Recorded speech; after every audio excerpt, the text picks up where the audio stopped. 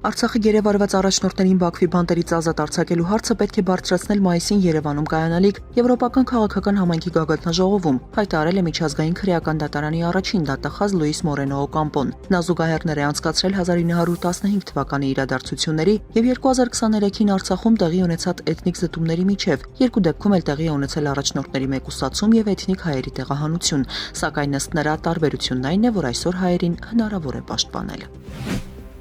Հովիկ Աղազարյանի «Մասք» կուսակցությունը չի մասնակցի խորհրդարանական ընտրություններին։ Հրապարակված հաղորդագրությունում նշվում է, որ հաշվի առնելով վերջին քաղաքական զարգացումները, կուսակցությունը վերանայել է հունիսի 7-ին կայանալիք ընտրություններին մասնակցության հարցը, որոշվել է չմասնակցել դրանց, որպես հիմնական պատճառ նշվել է ընդդիմադիր դաշտի ձայների փոշիացմանը չնպաստելու ցանկությունը։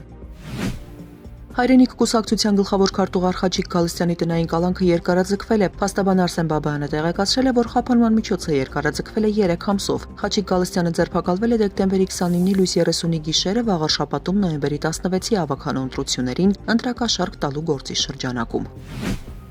Ավտոբուսի մասնակցությամբ վթար է տեղի ունեցել Միասնիկյան պողոտայում Շամշյանքոմի հաղորդմամբ կենթանաբանական այգու դիմաց փախվել են Mercedes, Jaguar, Toyota մակնիշների մեքենաներն ու TV53 երթուղի սպասարկող ավտոբուսը։ Վթարի հետևանքով 3 տուժած հոսպիտալացվել է։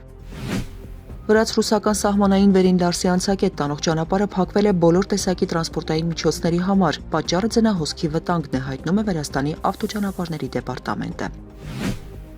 Սլովակիան հաստատել է, որ վերսկսվել է ռուսական հում նավթի մատակարարումը Դրուժբա խողովակաշարով։ Ուկրաինայի նախագահ Վլադիմիր Զելենսկին ավելի վաղ հայտարարել էր, որ Կիևը վերանորոգել է խողովակաշարի այն հատվածը, որը վնասվել էր հունվարին ռուսական հրետակոծության հետևանքով։ Սլովակիան եւ Հունգարիան, որոնք շարունակում են կախված լինել ռուսական նավթից ու գազից, Կիևին մեղադրում էին Դրուժբայի վերանորոգման աշխատանքները ձգձգելու մեջ։ Այդ պատճառով Հունգարիան նաեւ արգելափակել էր Կիևի համար Եվրամիության 90 միլիարդ եվրոյի վարկը։